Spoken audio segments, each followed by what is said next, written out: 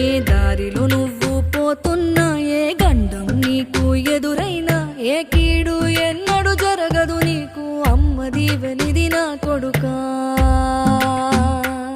ఈ దిక్కులు నీతో కదిలేను, ఆ చుక్కలి దిష్టి తీసేను, ఏ గాలి ధూళి సోకదు నిన్ను, అమ్మ దీవెనిది నా కొడుకా.